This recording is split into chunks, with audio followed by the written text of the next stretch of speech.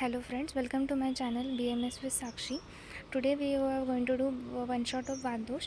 याच्यामध्ये आपण वाददोष हा शॉर्टमध्ये बघणार आहोत, म्हणजे एक्झाम पॉईंट ऑफ व्ह्यूने तुम्हाला एलेक्यू लिहिण्यासाठी सोपं जाईल. चला तर मग व्हिडिओला स्टार्ट करूया. व्युत्पत्ती तत्र वा गतिगंध निवृत्ती धातू. मग त्याच्यानंतर निरुक्ती काय ती पण सेम आहे. तत्र वा गतिगंध निवृत्ती धातू. त्याचा रेफरन्स काय आहे सुश्रुत सूत्रस्थान 21. म्हणजे त्याचा अर्थ काय होतो, शरीराची हालचाल करण्यासाठी जो प्रेरणा देतो तो म्हणजे वाददोष आहे. मग आता पर्याय काय आहेत मरुत, जल, अनिल, समीरण, पवन, प्रभंजन, अग्निसखा आणि मातरिश्व. परत एकदा बोलू म्हणजे तुमचं लर्न होईल. मरुत, जल, अनिल, समीरण, पवन, प्रभंजन, अग्निसखा आणि मातरिश्व.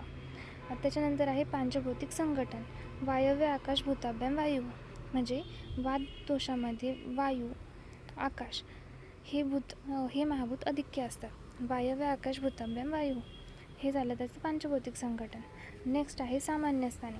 तर अष्टांग संग्रहानुसार पक्वाशय कटिसक्ती श्रोत्रास्ति स्पर्शेंद्रियं स्थानं वातस्य तत्र अपि पक्वाधानं विशेषतः. परत एकदा बोला माझ्यासोबत. पक्वाशय कटिसक्ती श्रोत्रास्ति स्पर्शेंद्रियं स्थानं वातस्य तत्र अपि पक्वाधानं विशेषतः. त्याच्यानंतर चरक सूत्रस्थानमधला अजून एक श्लोक आहे. बस्ती पुरुषाधानं कटिसक्तीनी पादौस्तनीच वातस्थानानी तत्र अपि पक्वाशयो विशेषेण वातस्थान.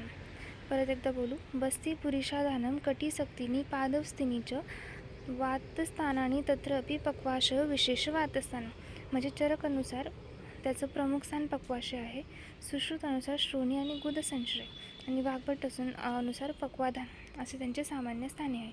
म्हणजे वाददोषाची काय काय स्थाने आहेत आपण परत एकदा बघू. पक्वाशय, कटी, स्पर्शेंद्रिय, त्याच्यानंतर पुरुषाधान, बस्ती हे सगळे त्याचे स्थान आहेत. आता नेक्स्ट आपण बघणार आहोत वाददोषाचे गुण. त्याचा श्लोक कॉमन श्लोक आहे. तत्र वृक्षो लघु शीतः खरः सूक्ष्म चलो अनिलः.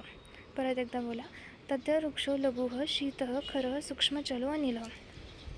आता प्रत्येक गुणाचा एक शॉर्टमध्ये श्लोक दिलेला आहे, तो पण आपल्याला लर्न असायला हवा. आणि तुम्हाला जर ह्या गुणांचं एक्सप्लेनेशन हवं असेल तर प्लेलिस्टमध्ये जाऊन तुम्ही डिटेलमध्ये व्हिडिओ चेक करू शकतात, मी अपलोड केलेले आहे. चला तर कंटिन्यू करूया. वृक्ष शोषणे वृक्ष, लघु लंघने लघु, शीत स्तंभने शीतः, खर म्हणजे लेखने खरः, सूक्ष्म विवरणे सूक्ष्म, चल प्रेरणे चलः, विशद शालने विशदः. ओके, आय होप तुम्हाला समजलं असेल. आता आपण बघणार आहोत वाददोषाचे महत्त्व. पित्तं पंगु कफं पंगु पंगोमल धात्वा वायुना यत्र नियंते तत्र गच्छन्ति मेघवत. त्याच्यानंतर आहे कर्म. उत्साह उच्छ्वास निश्वास चेष्टा धातू गती समूह सममोक्षो गतिमितां वायो कर्म अविकारजम. त्याचा रेफरन्स आहे चरक सूत्रस्थान. परत एकदा बोलू. उत्साह उच्छ्वास निश्वास चेष्टा धातू गती समूह सममोक्षो गतिमतां वायो कर्म अविकारजम. आता नेक्स्ट आहे वाददोषाचे प्रकार. प्राण उदान समान व्यान अपानात्मा.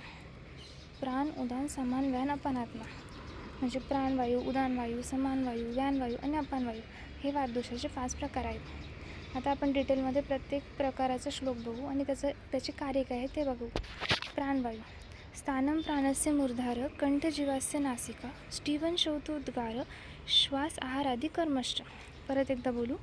स्थानं प्राणस्य मूर्धार कंठजीवस्य नासिका स्टीवन शौतोद्गार श्वास आहारादी कर्मश्च.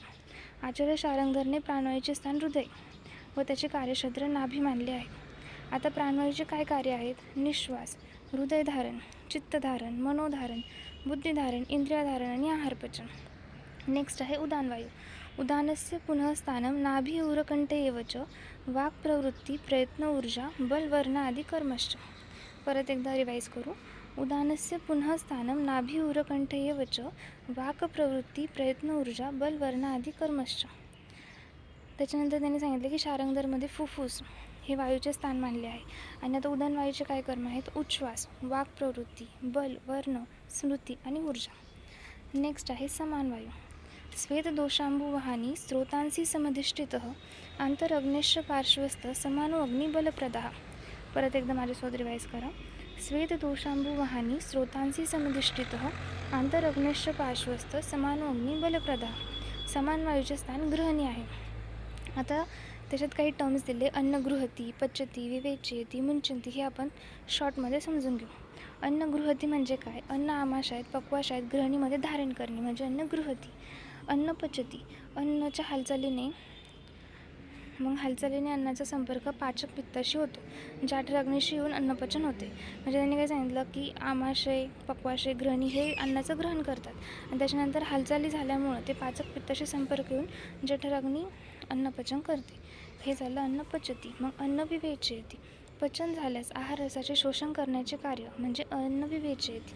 अन्न मुच्चंती, किट्ट भाग पक्वाशयामध्ये ढकलणे म्हणजे अन्न मुच्चंती होय. नेक्स्ट आहे व्यानवायू. देह व्यापनोती सर्वतु व्यानः शीघ्रगतिनृणां गती प्रसारण आक्षेप निमेष आदी क्रिया सदा. परत एकदा रिवाईज करू श्लोक आपण. देहं व्यापनोती सर्वतु व्यानः शीघ्रगतिनृणां गती प्रसारण आक्षेप निमेष आदी क्रिया सदा. मग याचे काय कार्य आहेत? श्वेतस्रवन, अश्रुस्रवन, उन्मेष, निमेष, जृंभन, अन्नस्वादन आणि प्रसारण, आक्षेप, निमेष हे सगळे त्याच्या क्रिया आहेत व्यानवायूच्या. नेक्स्ट आहे अपानवायू. वृषणो बस्ती मेढ्रश्च नाभी उरवंशनो उदम अपानस्थानमंत्रस्थ शुक्रमूत्र शकृंती स.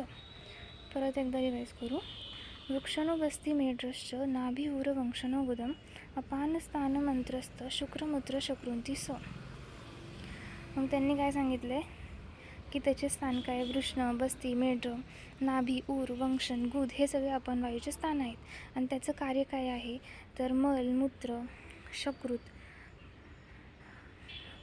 शुक्र ह्या सगळ्यांचं निष्क्रमण करणे हे सगळे अपानवायूचे कार्य आहेत. आता नेक्स्ट आपण बघणार आहोत वातदोषाचे सामान्य कार्य.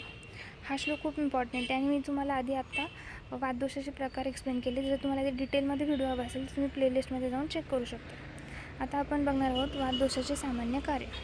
वायुस्तंत्रयंत्रधरः प्राण उदान समान व्यान अपानात्मा प्रवर्तक चेष्टानां उच्चवचानां नियंता प्रणेता च मनसः सर्वेंद्रियाणामुद्योजकः सर्वेंद्रियाणामभिवोढा सर्वशरीर धातुव्यूहकर संधानकर शरीरस्य प्रवर्तको वाचः प्रकृतीय शब्दस्पर्शयो श्रोत्रस्पर्शनयोर्मूलं हर्ष उत्साह योनि समीरणो अग्नेयः दोषसंशोषणं क्षेप्ता बहिर्मलानां स्थूलानुस्रोतसां भेत्ता कर्ता गर्भकृतीनां आयुष अनुवृत्ती प्रत्ययभूतो भवते कुपितः. तुम्ही माझ्यासोबत म्हणजे व्हिडिओ प्ले करून तुम्ही माझ्यासोबत रिवाईज करत चला, रिसाईट करा म्हणजे तुमचा हे श्लोक इझिली लर्न. हे बघा, तुम्ही जर एक्झाम पॉईंट ऑफ व्ह्यूने जर हे श्लोक्स लर्न केले आणि डिस्क्रिप्शन थोडं जर लिहिलं तर जर श्लोक बघून एक्झामिनर आपल्याला फुल ऑन मार्क्स देतो. मग हे आपल्याला स्कोरिंगसाठी हेल्पफुल राहतं. परत एकदा रिवाईज करू आपण श्लोक.